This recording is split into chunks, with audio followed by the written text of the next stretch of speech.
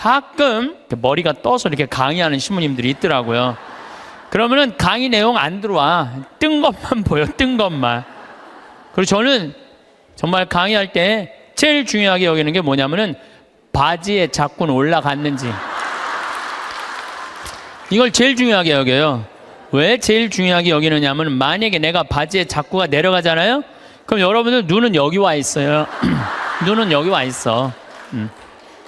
그리고 머리는 무슨 생각이냐면 저 신부님 바지에 자꾸 내려갔네. 큰일 났네 저. 내 강의 하나도 귀에 안 들어와요. 무슨 얘기냐면은 남 앞에 나설 때 내 자신을 점검하는 일은 아주 중요한 일이에요. 비단 저만 그런 게 아니죠. 여러분들도 마찬가지예요. 여러분들도 남 앞에 나설 때 거울 보세요, 안 보세요? 파마는 잘 유지됐는지, 얼굴에 이 분칠은 잘 곱게 잘 이렇게 잘 퍼져서 발랐는지 보시죠? 제가 2년 전에 어느 기관에 강의를 갔어요. 강의를 갔는데 거기 2년 동안 나를 초대하려고 그러다가 내가 2년 만에 시간이 맞아서 간 곳이에요. 딱 차에서 내리는데 나를 맞이하는 분을 딱 보면서 정말 나를 어마어마하게 기다렸구나 한눈에 딱 알아보겠더라고요. 내가 왜 딱 한눈에 알아봤느냐 하면은 얼굴에 화장을 어마어마하게 했어. 얼굴에 화장을. 이 마스카라를 얼마나 말아 올렸는지 눈이 막 뒤집어지려고 그래. 마스카라를 얼마나 말아 올렸는지. 입술에 루즈를 얼마나 진하게 발랐는지 몰라요. 근데 문제는 입술에 루즈를 이렇게 발랐는데 선을 잘 그렸으면 아무 문제가 없는데 바빴는지 선이 살짝 올라왔어. 이렇게 2시간이었는데 1시 반에 가서 커피 한 잔을 마시는데 30분 동안 대화를 하는데 아무 소리도 안 들리는 거야. 이것만 들리는 거야. 이것만. 2년이 지난 지금도 그분 생각을 하면은 아무 생각이 안 나. 이것만 생각이 나. 이것만. 그분은 화장도 열심히 했는데 마지막 뭐를 안 했느냐 하면은 거울을 안 본 거예요. 자기의 모습을 점검하지 않은 거죠. 근데 더 안타까운 거는 그 사무실에 8명의 동료, 직장 동료들이 있었는데 아무도 지적해 주지 않은 거예요. 누군가 얘기해 줬으면 얼마나 좋아요. 선생님, 루즈 선이 잠깐 벗어났으니까 화장실에 가서 거울 보고 좀 고치고 나오시라고. 그랬다면 이분은 고칠 수 있었을 거예요. 근데 8명 중에 아무도 얘기해 주지 않은 거예요. 우리는 내가 내 자신을 볼 수 없다면 누구라도 내 자신을 봐야 돼? 남이라도 내 자신을 봐야 돼. 남이 나를 고쳐줄 수 있어야 돼요. 여기에 아주 중요한 게 있어요. 우리는 듣는 마음이 있어야 돼요. 왜 그분한테 선생님 선에 루즈가 벗어났어요 라고 왜 얘기해 주지 않았을까요? 말해도 안 들었으니까. 평상시에 여러분들도 인생을 살면서 누가 이렇게 며칠 전에 사당 오동 성당에 강의를 갔는데 이제 강의 가기 전에 성당 앞에서 곱창 순대 이 전골을 먹는데 옆에 애기 아빠들 같아.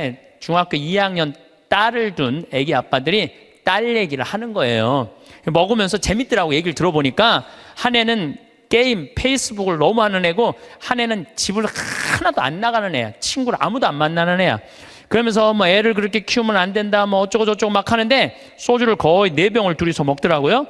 근데 일어나면서 마지막 한 애기 아빠가 이런 말을 하더라고요. 너는 네 딸 네 방식대로 키워. 내 딸은 내가 알아서 키울 테니까. 그렇게 소주 2병을 먹어가면서 얘기했는데 안 듣는 거죠. 사람이요 안 들으면은요 고쳐줄 수가 없어요.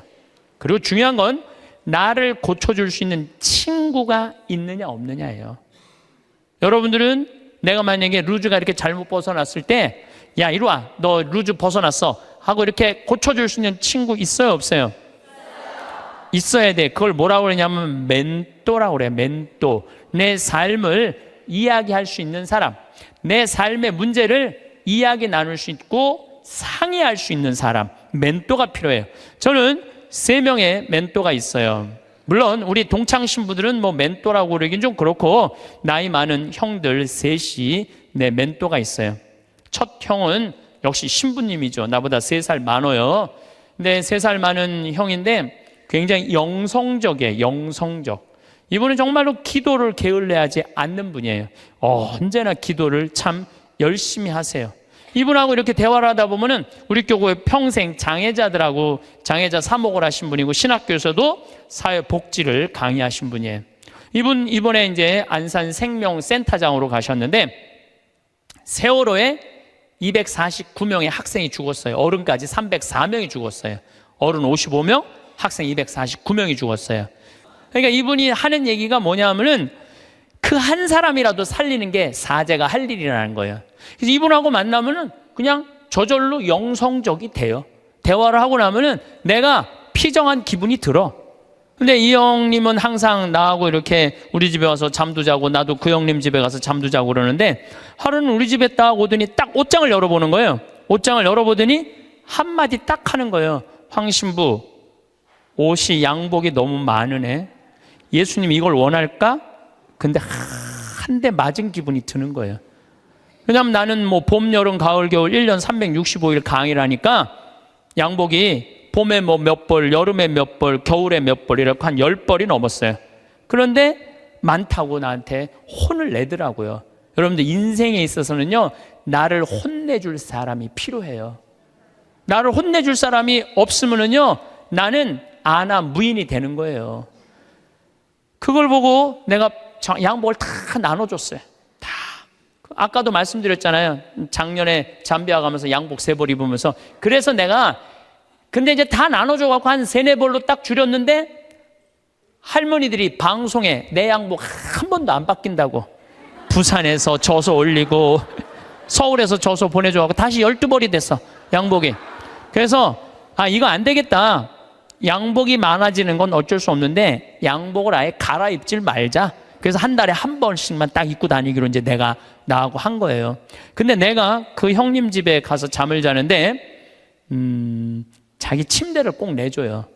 그리고 자기는 바닥에서 자요. 응접실 바닥에서. 그래서 형 침대에서 자. 그랬더니 아니야, 너는 전국에 강의하는 신부고 나는 이렇게 편안하게 있으니까 하루 여기서 바닥에서 자도 돼. 그래갖고 내가 이제 방에서 잠을 자는데 뭐 하여튼 우연찮게 뭐 벽의 문제 때문에 옷장을 열었는데 양복이 딱 2벌밖에 안 걸려 있더라고요. 나하고 너무너무 다른 거죠. 그래서 내가 그분이 나한테 그런 얘기를 할 때 그냥 기분 나쁜 게 아니라 저절로 반성이 돼. 나 자신을 돌아보게 되는 거죠. 한 2주 전, 이제 뭐 거의 한 3주 전 정도 되죠. 어떤 자매가, 나를 아주 끔찍히도 아끼는 자매가, 신부님 평창 며칠 전에도 영하 15도까지 내려갔거든요. 보통 한 20도 내려가, 20도. 신부님 그 평창 추운데 잠바, 따뜻한 잠바 하나 신부님 위해서 샀다는 거예요. 밤에 이제 이렇게 받아갖고 그냥 쫄르쫄르 들어왔죠. 근데 전화가 왔어. 신부님, 거기 그거는 수선을 하려고 그러면 그 영수증이 있어야 되니까 옷에 이렇게 붙어 있는 거 띄지 마시고 그 보관하세요. 버리지 말고. 그래갖고 집에 들어와갖고 그걸 딱 보는데 가격표가 마침 있더라고. 안 그래도 궁금했는데 보니까 165만 원짜리야. 165만 원짜리. 어쩐지 딱 입는데 느낌이 다르더라고. 근데 저는 2가지를 생각했어요. 첫 번째는 내가 전국에 다니면서 그냥 평범한 우리 교우들한테 강의하는데 165만 원짜리 옷 입고 다니면서 행복을 과연 이야기할 수 있을까? 그 생각을 첫 번째 했어요. 2번째는 그 형 생각이 났어요. 항상 장애자들하고 사는 그 형, 양복 2벌, 맨날 까만 거, 이 색 저 색도 아니야, 까만 거 입고 다니는 그 형 생각이 났어요. 그 형이 이걸 보면은 나한테 뭐라고 그럴까? 못 있겠더라고요. 마음에는 너무 들었는데 못 있겠더라고. 그래서 다음날 돌려줬어요. 그리고 이렇게 말했어요. 나를 죽이려면은 이런 옷을 계속 갖다 줘라. 내 영혼을 죽이려면. 그러나 날 정말 사랑한다면은 이렇게 비싼 옷. 그리고 내가 그날 무슨 온천에 가갖고 보니까 밑에 막 세일하는 거 보니까 8만 원짜리 오리털 파카 많더라고. 8만 원짜리. 그래서 내가 얘기했어요. 내가 그 세일하는 데가 보니까 8만 원짜리도 많은데 왜 그렇게 비싼 걸 사서 줬느냐? 나한테 정말 선물하고 싶다면 8만 원짜리 해라. 그랬더니 어제 왔어. 택배로 8만 원짜리 3벌이. 어제 8만 원짜리 3벌이 택배로 왔더라고. 예, 예. 그런데 나를 제어해 줄 수 있는 멘토가 필요하다는 거예요.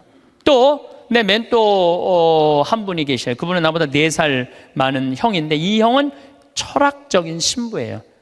대화를 해보면 날밤 새요. 그런데도 시간 가는 줄을 몰라. 그럼 어쩜 저렇게 생각을 잘할까? 어떻게 저런 생각을 갖고 있을까? 어떻게 생각이 저렇게 깊을까? 이런 생각이 들어요. 그래서 그 형을 만나도 너무너무 좋아. 그리고 그 형도 나보다 나이가 많은 형인데 나를 혼내요. 예. 나는 혼내줄 수 있는 사람이 있다는 게 너무너무 좋아요. 또 한 형은 나보다 7살 나이 많은 형인데 이 형은 생각이 없는 신부예요.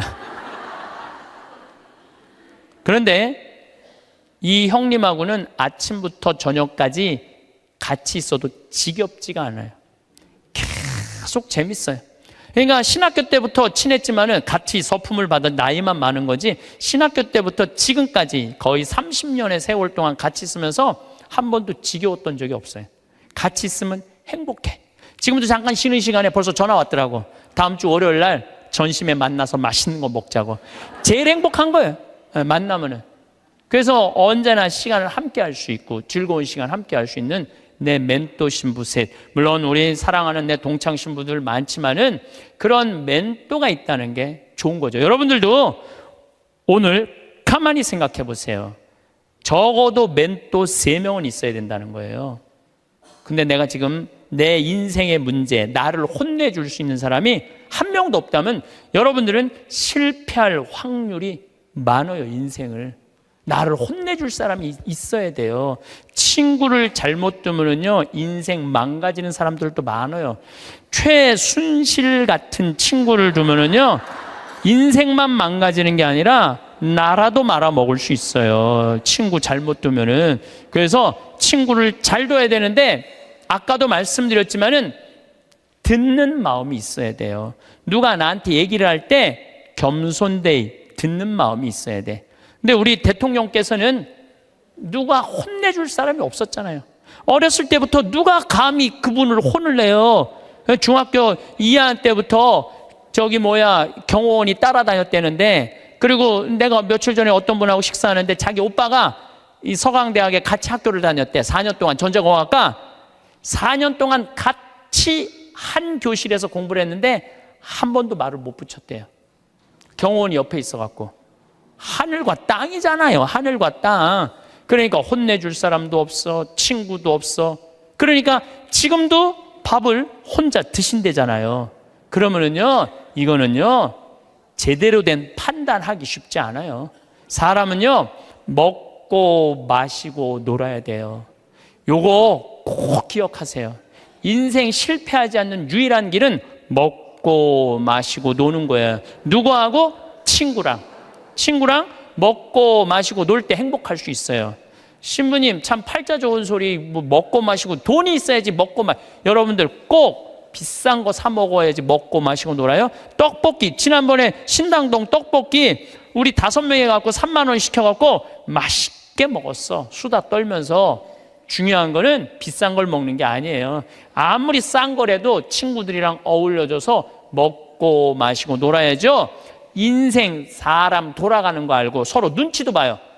친구들하고 어울려서 놀 때 여러분들 눈치 봐요 안 봐요? 눈치 봐요. 왜 내가 제 기분 나쁘게 말하면 제가 기분 나쁘면 눈치 봐요. 이런 말은 앞으로 하지 말아야 되겠다. 쟤랑 놀으려면은 누가 또 싫은 소리 해. 그때 막 신경 주고 싸워. 그럼 나중에 외로워져. 싫은 소리도 참을 줄 알아. 그러면서 사람이 어우러져면서 먹고 마시고 놀 때 사람이 되는 거예요. 근데 아무도 안 만나고 혼자 지내는 사람은 다 외롭게 돼 있어요. 다 이상하게 가게 돼 있어요. 그래서 나는 어렸을 때부터 성당 형들이랑 맨날 먹고 마시고 놀았어. 그래서 나는 눈치가 빤해. 딱 보면 내가 여기 낄 때다 안 낄 때다 금방 알아요. 근데 중학교 2학년 때부터 경호원 옆에 평생 있었던 우리 대통령께서 눈치 볼 일이 없잖아요. 눈치 볼 일이 하나도 없잖아요. 눈치가 없어. 지금도 내가 보기에는 눈치 있으면 벌써 내려왔지. 눈치가 없어. 상황 파악이 안 되는 거죠. 그래서 여러분들, 친구가 아주 중요한 거예요. 소크라테스는 뭐라고 그랬어요? 너 자신을 알라고 그랬죠? 우리가 내가 어떤 사람이냐, 내 모습, 쉽게 말해서 내 꼬라지를 아는 건 중요해요. 내 꼬라지가 어떤지, 내 모습이 어떤지. 그 안데르센이라는 덴마크의 동화 작가가 있어요. 여러분들은 잘 아는 동화를 썼어요. 벌거숭이 임금님이라는 동화. 근데 이거 영어면 뉴클로스야, 새 옷이야. 임금님의 새 옷이라는 동화를 썼는데, 이 내용은 이래요. 임금님이 평상시에 옷 입고 자랑하기를 참 좋아하던 임금님이야. 예쁜 옷 입고 자랑하기를 좋아하던 임금님이야. 근데 사기꾼 둘이 임금님한테 가갖고 임금님한테 뭐라 그랬냐면은, 우리가 기가 막힌 천을 짤 줄 안다. 근데 이 천은 어떤 신비한 천이냐 하면 바보 눈에는 안 보인다. 바보 눈에는. 그러냐? 임금이 지혜롭다고 생각을 했으니까 좀 돈도 주고 짜봐라. 그래서 이제 짜기 시작했어요. 임금님이 그 기가 막힌 천을 좀 보러 가야지. 근데 얘네들이 막 천을 막 짜는데, 둘이서 배틀해서 천을 짜는데 안 보이는 거야. 근데 뭐라고 그랬어요? 누구 눈에는 안 보인다고? 바보 눈에는 안 보인다 그러잖아요. 그러니까 둘이서 막 짜면서 임금님이 천 기가 막히죠. 막 그러니까 임금님이 뭐라 그래요? 기가 막히다고. 기가 막히다고. 근데 이게 의심이 가는 거야. 그래서 신하들을 불러서 뭐라 그래요? 한번 보라. 근데 신하들도 딱 보더니 눈에 보여 안 보여? 안 보여. 근데 누구 눈에는 안 보여? 바보 눈에는 안 보이잖아요. 바보 신하 되기 싫으니까 뭐라 그래? 임금님 너무너무 멋있다고. 그래갖고 이제 일주일이 지나가고 다 짰다고 입으라고 다 보이지도 않는데 입는 흉내를 다 내고 입었어. 퍼레이드를 하시라고. 퍼레이드를 하는데 온 백성이 그 얘기를 다 알고 있잖아요. 임금님 너무너무 멋있다고. 근데 꼬마의 하나가 우리 임금님 빨개 벗었네. 그래, 빨개 벗었네. 드러난 거죠. 그런데 동화가 여기서 끝났다면 이 동화는 하나도 재미없어요. 근데 이 동화는 끝까지 읽어보면은 어떻게 끝나느냐 하면, 임금님은 창피해갖고 왕궁으로 뛰어들어가야 되는데 끝까지 퍼레이드를 해요. 끝까지 퍼레이드를 하고 그 창피를 다 당하고 왕궁에 들어가요. 여러분도 임금이 왜 끝까지 퍼레이드를 했을까요? 중간에 들어가면은 벌거벗은 거 내가 인정하는 거 아니야. 그러니까 니네들 눈에는 안 보여도 내 눈에는 보인다. 그리고 끝까지 한 거예요. 끝까지. 그런데 여러분들 친구들이 너 그거 잘못됐어. 그러면 고쳐야 되는데 어떻게 해? 끝까지 고집피고 가는 사람들이 있죠. 너 그거 다단계 너 그거 하면 안 돼. 친구가 분명히 그랬어. 너 다단계 하면 안 돼. 근데 이 다단계 하는 사람이 뭐라 그래? 나 이거 성공할 거야. 너 몰라서 그렇지. 내가 이걸로 돈 벌을 거야. 끝까지 가. 언제까지? 완전히 말아먹을 때까지. 자기 꼬라지를 모르는 거죠. 그래서 소크라테스가 뭐라고 그러는 거예요? 너 자신을 알라고 얘기를 하는 거예요. 너 자신을 알라고. 공자님은 제자들이 이렇게 말합니다. 임금님, 죽음 이후에 대해서 좀 알려주십시오. 그러니까 공자님이 뭐라고 그래요? 나는 이 삶도 다 알지 못하는데 내가 어떻게 죽음 이후에 대해서 말하겠느냐. 굉장히 겸손한 얘기죠. 여러분들 이런 분들이 있어요. 나는 딱 보면 알아. 딱 보면 뭘 알아, 알기는. 여러분들 딱 보면 알아요? 사람도 난 한눈에 딱 보면 알아. 여러분들 정말로 한눈에 딱 보면 알아요? 나는 그거 불가능하다고 생각해요. 어떻게, 나 세상 돌아가는 거 딱 보면 알아, 나는. 이 사람은요, 자기 꼬라지를 모르는 사람이에요. 자기 주제를 모르는 사람이에요. 그 공부 많이 하고 생각 깊은 공자님도 내가 삶도 다 이해 못하는데 어떻게 죽음을 알겠느냐, 죽음 이후에 대해서 이야기하겠느냐. 저나 여러분들이나 너무너무 우리가 모르는 게 많아요. 저는 가끔 나 이런 하느님이라면 안 믿어. 이런 하느님이라면 나 성당 안 나가. 이런 하느님이라면 나 종교 안 가질 거야. 그리고 아주 웃기지도 않는 걸로 하느님을 평가하는 사람들이 많아요. 하느님이 온 우주의 하느님인데, 정말로 삼라 만상을 주관하시는 하느님인데, 지가 딱 보면 알아? 하느님에 대해서? 이게 이미 겸손에서 벗어난 거예요. 하느님에 대해서 어떻게 딱 보면 알아? 그렇게 한 가지로. 많은 분들이 저한테 이렇게 해요. 아, 신부님, 하느님이 계시다면 왜 이런 일이 벌어져요? 라고 물어보는 사람들 참 많아요. 여러분들도 그렇게 막 덤비고 따질 때 있잖아요. 하느님이 계시다면 왜 이런 일이 벌어지느냐고 나한테 물어보면 저는 뭐라고 대답할 것 같아요? 나도 그게 너무 궁금하다고. 나도 모르는 거 너무 많아. 나도 모르고 너도 모르는 거야. 그러니까 우리는 뭐 할 필요가 있어? 겸손해야 돼요. 자기 자신을 들여다보려면은, 교만하면은 자기 자신을 들여다볼 수가 없어요. 또 부처님은 뭐라고 그러냐면, 자기 자신이 누군 줄 아는 사람은 부처고 자기 자신이 누군지 모르는 사람은 중생이라고 그랬어요. 부처님도 결국은 가장 큰 숙제가 뭐예요? 자기 자신을 깨닫는 거야. 그게 각자 부처의 자기 자신을 깨닫는 일이 그렇게 어려운 일이에요. 그렇다면 여러분들은 여러분들 자신을 깨닫기 위해서 무슨 노력을 하나 이거예요. 무슨 노력을. 내가 나 자신이 누군지, 내가 어디로 가고 어떻게 살고 앞으로 어떻게 살아가야 되는지, 이걸 알기 위해서 무슨 노력을 하고 있느냐 이거예요. 아무 노력도 안 한다면 우리는 지금 인생을 실패할 확률이 굉장히 많죠. 예수님은 마태복음 7장에 뭐라고 그랬어요? 남의 눈에 있는 티끌 꺼낼 생각하지 말고 네 눈에 있는 들보 꺼내라고 그러죠. 이번에 제가 여름에 잠비아 봉사활동 가갖고 아주 크게 깨달은 게 하나 있어요. 이제 매년 40명 가다 이번엔 80명이 갔어요. 그러니까 거기 이제 뭐 숙소가 사람이 북적북적한 거지. 그러니까 뭐 샤워 물도 중간에 하다가 끊어지고 막 이런 일이 많아요. 그러니까 막 이제 제가 이번에 여름에 갔을 때 하도 샤워를 해갖고 하도 끊어져갖고 내가 이번에 한 게 있어. 이번에 보름 동안 가는 동안 샤워를 한 번도 안 했어. 샤워를 한 번도 안 했어. 아주 좋더라고요. 예. 그런데 문제는 샤워를 한 번도 안 해갖고 문제는 다 해결됐는데 화장실이 문제인 거야. 이 사람이 화장실에 갖고 일을 봤는데 물을 내렸는데 물이 안 내려오는. 그럼 어떻게 그냥 나오는 거죠. 그리고 난 다음에 내가 이제 일을 보러 딱 들어가면은 그 변기에 있는 똥을 보면 너무 더러운 거야. 너무너무 더러워. 정말 더러워. 그런데 이상하게 내가 이번에 깨달은 게 뭐냐면은, 화장실에 갖고 내가 똥을 넣고 내 똥을 보면은 안 더러워. 이상하게. 나 요즘 그 청국장 가루 먹고 화장실 가면 정말 요새 황금색 똥이 나와요. 그걸 보고 있으면 오히려 이뻐. 똥을 보면은. 아니, 내 똥은 안 더럽고 이뻐 보이는데 남의 똥은 더럽지? 신기하죠? 여러분들 그런 경험 없었어요? 네, 목욕탕 가갖고 가보면 남 똥 놓고 안 내리고 가면 너무 더럽잖아요.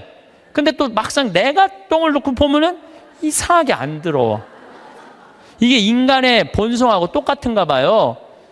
남의 단점은 더럽고 커 보이고 내 단점은 가리는 거예요.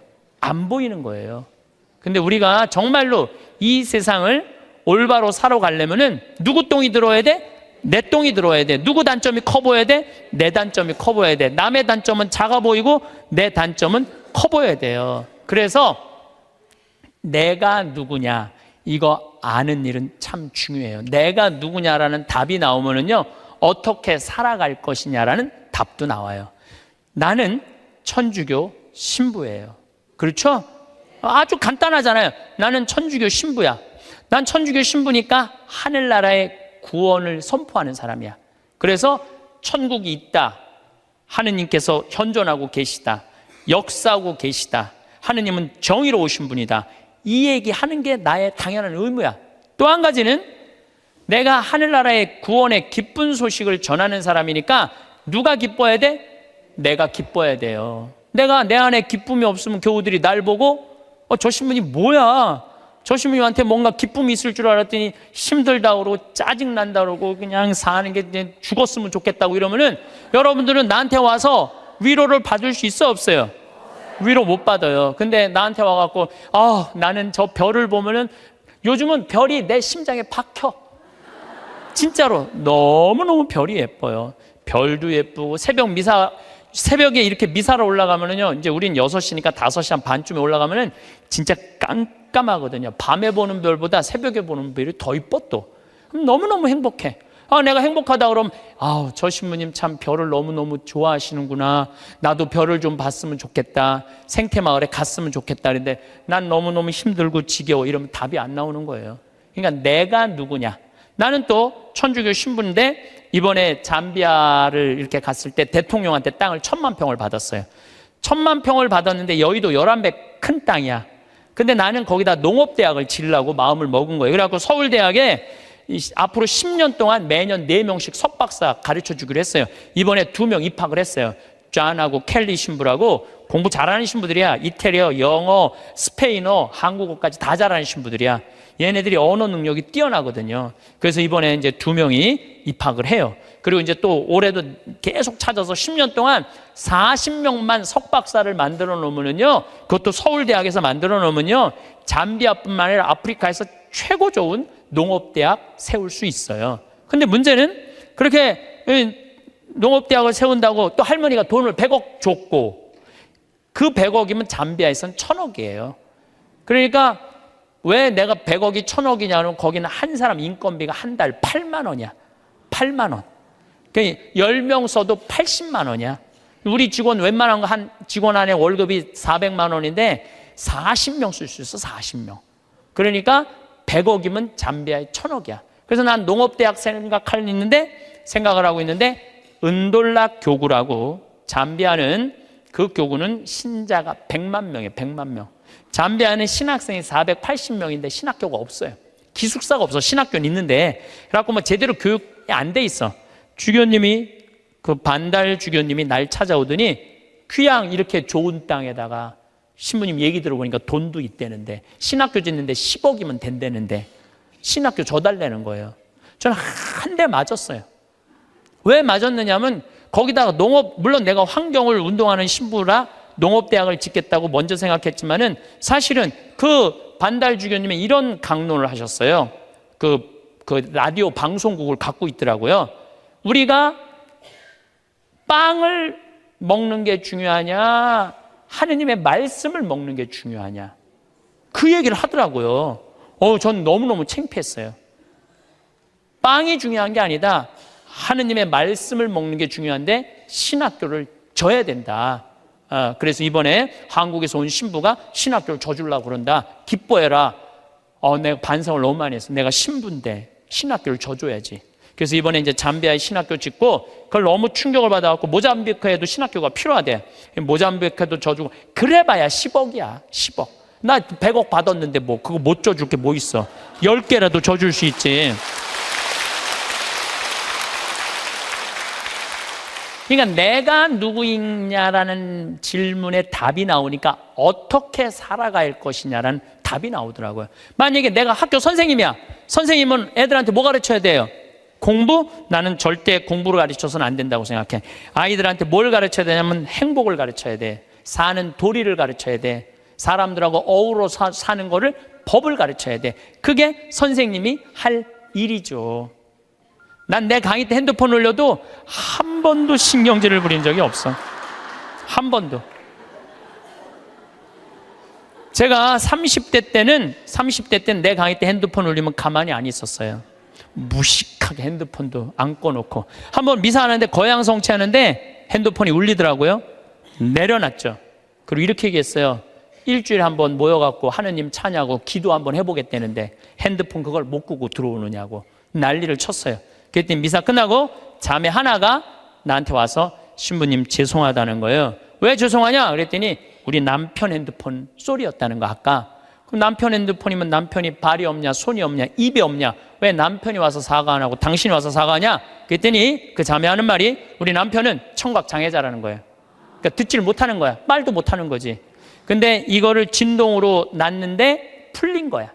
진동으로는 안 돼. 풀린 거야. 그래서 자기도 모르고 남편도 몰라서 신부님 미사 때 분심 들게 해서 너무너무 죄송하다는 거예요. 내가 그날 이후부터 지금까지 내 강의 때 핸드폰 울려도 한 번도 신경질을 부린 적이 없어. 그리고 내가 나이가 50이 넘어보니까 50이 넘으니까 진짜 핸드폰이 울려도 네 바지에서 울리는지 내 바지에서 울리는지도 모르겠더라고. 한 4, 5년 전에 춘천 수무숲이라는 성당에 강의 갔어요.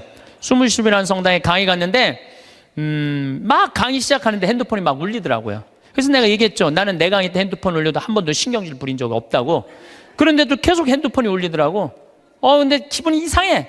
보니까 내 바지에서 울리는 거야. 내 바지에서. 그래서 나이를 먹는다는 게 참 좋더라고요. 젊었을 때는 누가 잘못하잖아. 특히 교우들이 잘못하면 바로 지적하고 바로 혼냈어요. 정말 30대 때는 성체 영화로 나올 때 왼손이 위에 올라가고 오른손이 밑으로 내려가야 돼. 그래서 뭘로 영해야 돼? 오른손으로 영해야 돼요. 근데 막 교우들이 오른손이 올라오면은 무슨 손으로 영하게 돼? 왼손으로 영하게 되면 이거 불경스러운 거잖아요.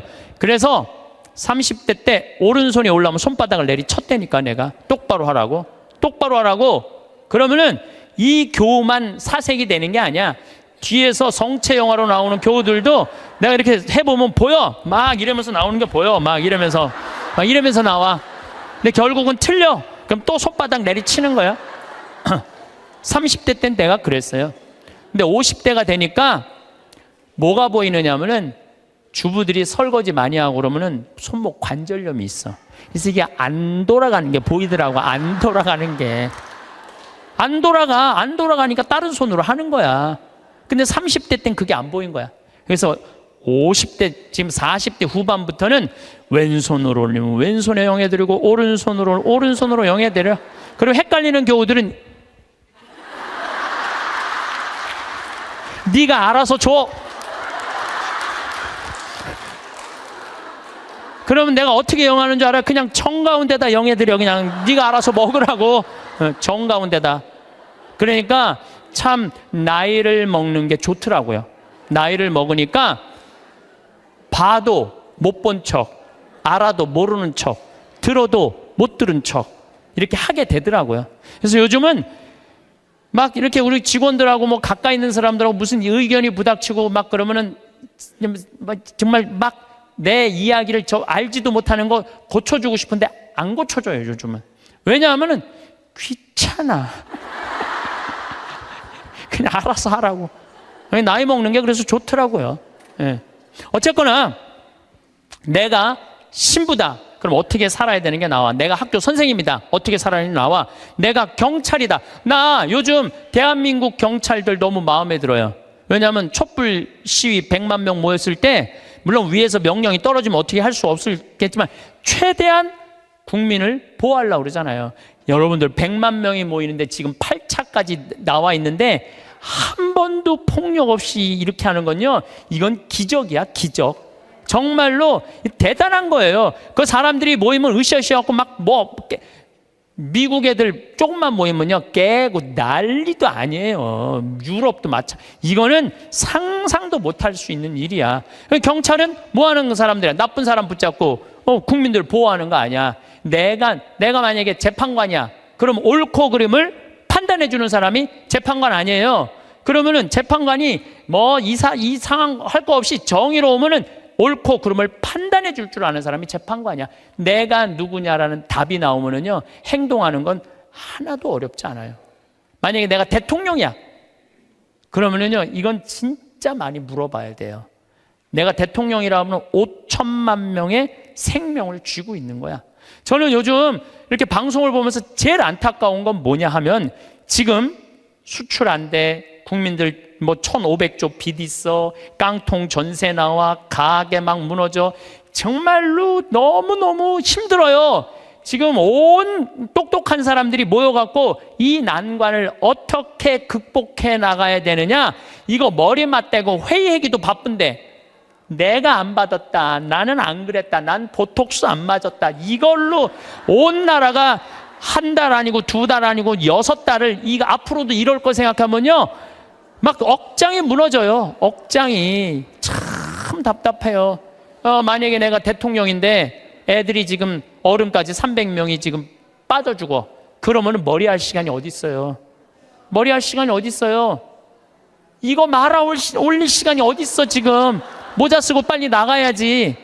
이게 왜 그러느냐면 내가 누구냐를 묻지 않기 때문에 그래. 내가 누구냐. 여러분들도 마찬가지예요. 내가 누구냐를 물어야 돼. 그래서 저는 중학교 1학년 때 세례를 받았어요. 14살 때. 세례 받기 전에 나는 어땠느냐? 반장, 부반장 해봤던 적이 없어요. 나는 반장, 부반장. 그리고 우리는 한 반이 70명이었는데 줄반장도 중요한 자리였어요. 줄반장도 해봤던 적이 없어. 나는 우등상 한번 타봤던 적 없는 사람이에요. 예. 그리고 성격은 진짜 지랄 맞았어요. 까칠한 거 뭐 말할 것도 없고. 그래서 만약에 내가 밥을 먹다가 신경질이 나잖아요. 나 숟가락 그냥 던졌어요. 숟가락, 젓가락. 밥그릇도 많이 던졌어요. 밥그릇도. 그래서 어머니가 그 밥풀, 누나가 밥풀 이렇게 주워 담았던 거 생각나. 일단 던지고 숟가락, 밥그릇 던지면 일단은 그거 다 하고 나면 나는 안 죽을 만큼 두들겨 맞았어요. 안 죽을 만큼. 예. 어떨 땐 상도 들러 엎었어요. 상도. 어렸을 때 내 기억나. 신경질 나면은 하고 싶은 대로 다 했어.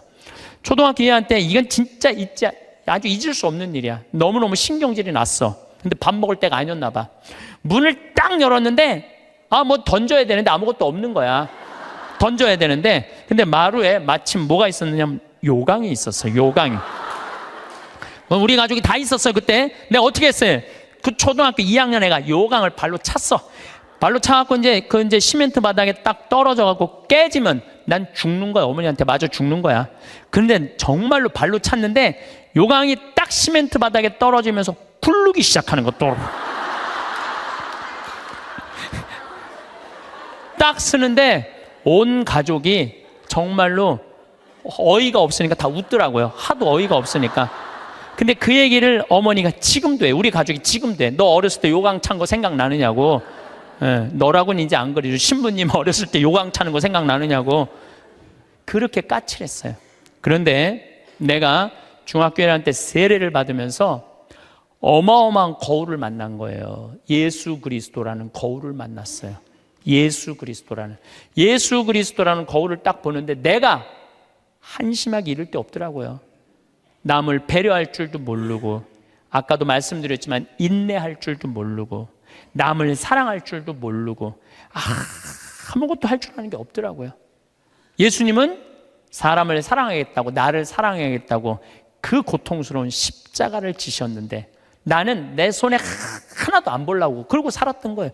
안 질라고, 누구한테도 안 질라고. 그렇게 살았던 내 자신이 기가 막히더라고요.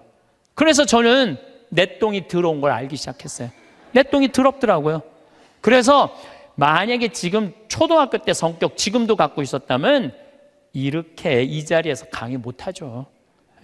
내가 변했기 때문에 이 자리에서 강의할 수 있는 거지, 변하지 않았다면 누가 여러분들 그냥 강의만 잘한다고 교우들이 나를 찾고 평창까지 오겠어요?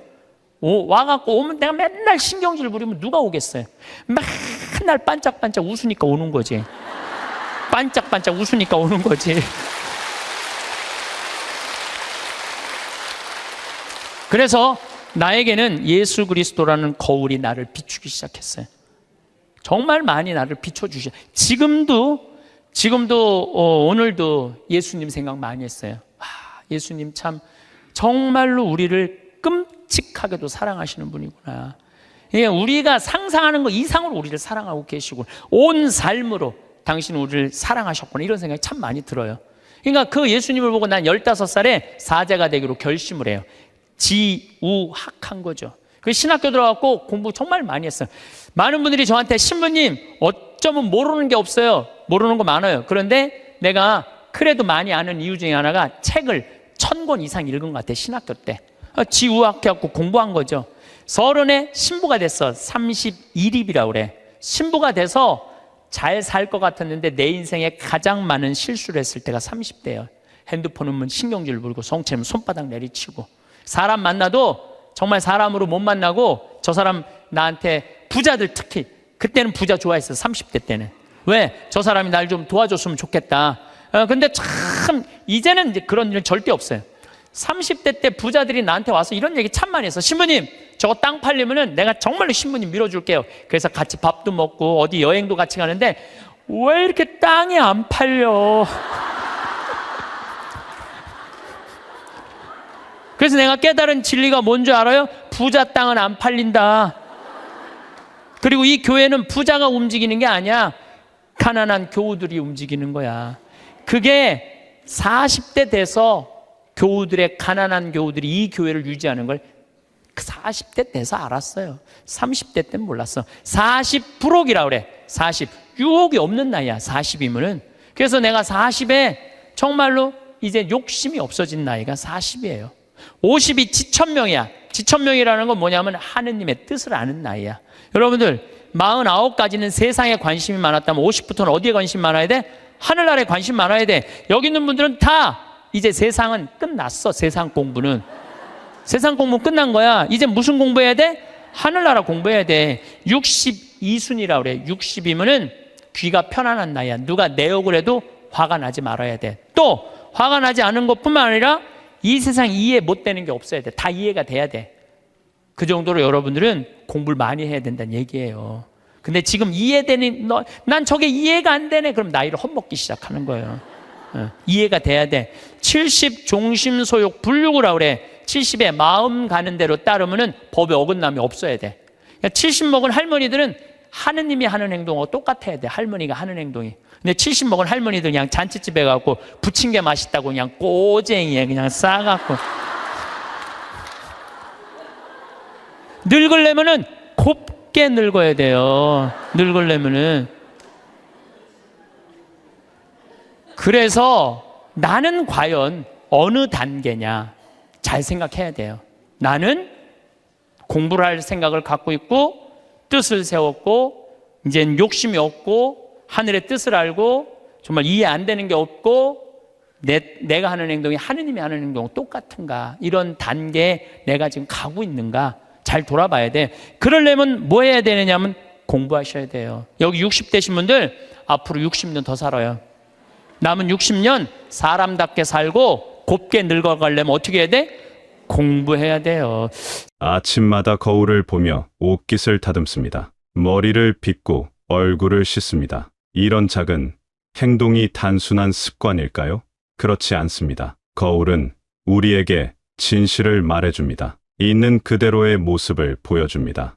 때로는 머리가 헝클어져 있고 때로는 옷에 얼룩이 묻어 있습니다. 거울은 거짓말을 하지 않습니다. 젊은 시절에는 몰랐습니다. 남들이 나를 어떻게 보는지 크게 신경 쓰지 않았습니다. 하지만 나이가 들수록 깨닫게 됩니다. 내가 생각하는 나와 남이 보는 나는 다르다는 것을 말입니다. 어떤 분은 자신이 아직 젊다고 생각합니다. 행동도 젊게 하려고 합니다. 하지만 주변에서는 나이 값 못한다고 말합니다. 또 어떤 분은 자신이 너그럽다고 생각합니다. 하지만 가족들은 고집이 너무 세다고 말합니다. 이런 차이는 생길까요? 자신을 제대로 보지 못하기 때문입니다. 거울을 보듯이 마음의 거울도 봐야 합니다. 옛말에 자신을 아는 것이 가장 어렵다고 했습니다. 정말 그렇습니다. 자신을 안다는 것이 쉽지 않습니다. 마치 자신의 뒷모습을 보기 어려운 것과 같습니다. 거울 없이는 볼 수 없습니다. 사람도 마찬가지입니다. 다른 사람이라는 거울이 있어야 자신을 제대로 볼 수 있습니다. 자신을 안다는 것은 무엇일까요?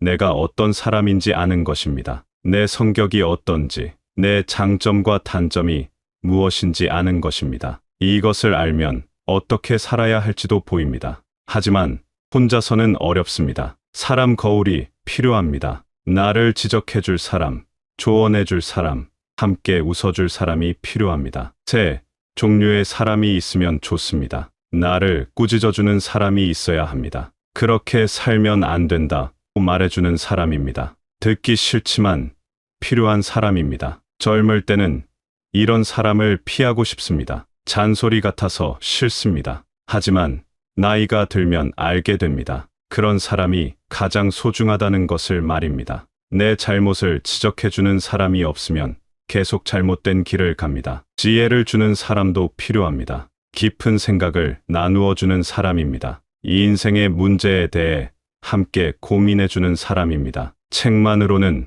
부족합니다. 살아있는 지혜가 필요합니다. 진짜 지혜로운 사람은 많은 말을 하지 않습니다. 하지만 한마디 말이 큰 깨달음을 줍니다. 그런 사람을 만나는 것은 큰 행운입니다. 함께 있으면 즐거운 사람도 있어야 합니다. 웃음을 주는 사람입니다. 힘들 때 위로가 되는 사람입니다. 이 인생이 무겁기만 하면 견디기 어렵습니다.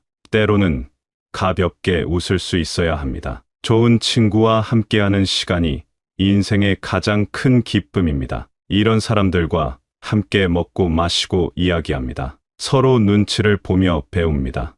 혼자서는 볼 수 없는 것들을 봅니다. 어떤 할아버지는 매일 동네 정자에서 친구들과 바둑을 둡니다. 때로는 다투기도 하고 때로는 웃기도 합니다. 저 사람 성격이 왜 저래라고 말하지만 그래도 매일 만납니다. 그 속에서 자신도 변해갑니다. 어떤 할머니는 교회나 절에서 친구들과 봉사를 합니다. 처음에는 자신이 옳다고 생각했는데 다른 사람들과 함께 하면서 다른 관점을 배웁니다. 아, 내가 틀렸구나 하며 겸손해집니다. 나이가 들수록 더 중요해집니다. 고집이 세워집니다. 남의 말을 듣기 싫어집니다. 하지만 그럴 때일수록 더 필요합니다. 나를 비춰줄 거울이 필요합니다. 사람은 태어날 때는 순수합니다. 하지만 살면서 때가 묻습니다. 욕심이 생기고 교만해집니다. 그래서 끊임없이 자신을 닦아야 합니다. 마치 거울을 닦듯이 마음도 닦아야 합니다. 거울에 먼지가 쌓이면 제대로 보이지 않습니다. 마음에 욕심과 화가 쌓이면 자신을 제대로 볼 수 없습니다. 다른 사람의 단점을 찾기는 쉽습니다. 내 단점을 보기는 어렵습니다. 하지만 반대로 해야 합니다. 남의 단점보다 내 단점을 먼저 봐야 합니다. 그래야 성장할 수 있습니다. 한 노인이 자식들에게 잔소리를 했습니다. 요즘 젊은이들은 버릇이 없다, 예의가 없다고 말했습니다. 하지만 어느 날 깨달았습니다. 자신도 젊었을 때 그랬다는 것을 말입니다. 그때부터 자식들을 이해하기 시작했습니다. 변화는 언제든 가능합니다. 나이가 많아도 변할 수 있습니다. 다혈질이던 사람도 온화해질 수 있습니다. 완고하던 사람도 유연해질 수 있습니다. 성인은 말했습니다. 평생을 배우고 깨달아야 한다고 했습니다. 배움에는 끝이 없습니다. 늦었다고 생각할 때가 가장 빠른 때입니다. 지금이라도 시작하면 됩니다. 어떤 할머니는 새 한글을 배웠습니다. 이제 와서 뭐 하러라고 할 수도 있지만 그 할머니는 달랐습니다. 손자에게 편지를 쓰고 싶다는 마음 하나로 시작했습니다. 1년 후 손자에게 편지를 썼을 때의 기쁨은 말로 표현할 수 없었습니다. 사람은 왜 살까요? 이 질문에 대한 답을 찾기 위해 평생을 보냅니다. 젊을 때는 성공하기 위해 살았습니다. 중년에는 가족을 위해 살았습니다. 그럼 노년에는 무엇을 위해 살까요? 진짜 행복은 마음의 평화에서 옵니다. 자신과 화해하는 것입니다. 과거의 실수를 용서하는 것입니다. 미래에 대한 걱정을 내려놓는 것입니다. 나이가 들면 죽음이 가까워집니다. 친구들이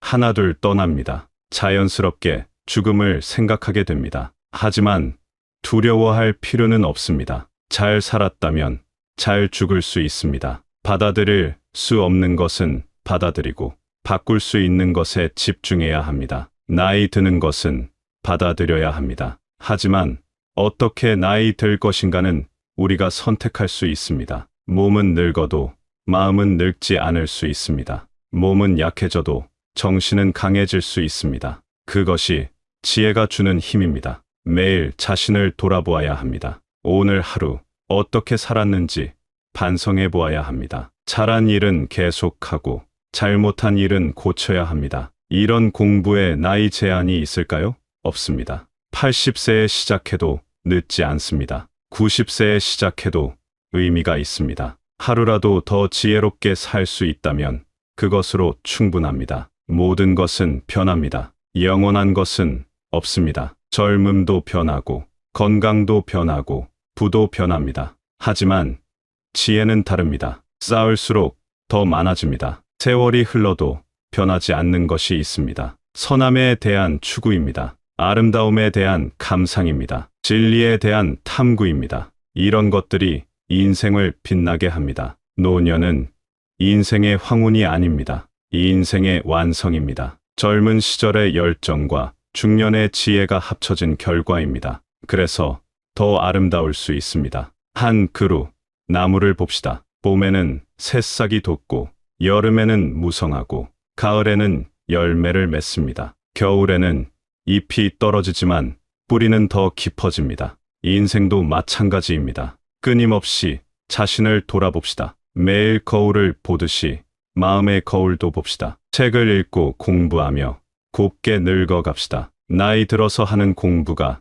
당장 쓸모없어 보일 수 있습니다. 하지만 그것이 진짜 쓸모 있는 일입니다. 마음을 풍요롭게 하고 삶을 깊게 만듭니다. 마지막 순간까지 자신을 성찰하며 살아갑시다. 매일 조금씩 더 나은 사람이 되어갑시다. 그것이 우리가 할 수 있는 가장 아름다운 일입니다. 지금까지 참 많은 일을 겪으며 살아오셨습니다. 기쁜 일도 있었고 슬픈 일도 있었습니다. 때로는 후회되는 일도 많았을 것입니다. 하지만 그 모든 경험이 지금의 당신을 만들었습니다. 젊은이들은 아직 모릅니다. 이 인생이 얼마나 깊고 복잡한지 모릅니다. 하지만 당신은 알고 있습니다. 그래서 더 소중합니다. 그 경험과 지혜가 얼마나 값진 것인지 모릅니다. 혹시 이제 늦었다고 생각하고 계신가요? 그렇지 않습니다. 지금이 바로 가장 좋은 때입니다. 욕심을 내려놓고 진짜 중요한 것을 볼 수 있는 때입니다. 마음의 평화를 찾을 수 있는 때입니다. 몸이 불편하시다고요? 괜찮습니다. 몸은 늙어도 마음은 더 깊어질 수 있습니다. 걸음은 느려져도 생각은 더 깊어질 수 있습니다. 그것만으로도 충분히 아름답습니다. 외로움을 느끼실 때도 있을 것입니다. 하지만 혼자가 아닙니다. 같은 길을 걸어온 많은 분들이 있습니다. 같은 고민을 하고 같은 깨달음을 얻어가는 분들이 있습니다. 당신의 존재 자체가 소중합니다. 그동안 살아온 이야기가 모두 의미 있습니다. 실수도, 후회도, 아픔도 모두 지혜가 되었습니다. 그래서 더 단단하고 더 깊어졌습니다. 이제는 자신에게 너그러워지십시오. 완벽하지 않아도 괜찮습니다. 부족해도 괜찮습니다. 있는 그대로의 자신을 사랑하십시오. 그것이 진정한 지혜입니다. 내일이 두렵지 않습니다. 오늘을 충실히 살면 됩니다. 작은 것에서 기쁨을 찾으면 됩니다. 꽃 한 송이, 새소리 하나에서도 행복을 느낄 수 있습니다. 당신은 이미 충분히 잘 살아왔습니다. 그리고 앞으로도 잘 살아갈 것입니다. 왜냐하면 당신 안에 지혜가 있기 때문입니다. 오랜 세월 쌓아온 깊은 지혜가 있기 때문입니다. 마지막까지 배우고 성장하는 모습이 아름답습니다. 나이 들어서도 겸손하게 자신을 돌아보는 모습이 존경스럽습니다. 그런 당신이 정말 멋집니다. 오늘도 거울 앞에 서십시오. 그리고 자신에게 말해 주십시오. 수고했다고, 잘하고 있다고, 사랑한다고 말해 주십시오. 그것이 당신이 받을 자격이 있는 말입니다.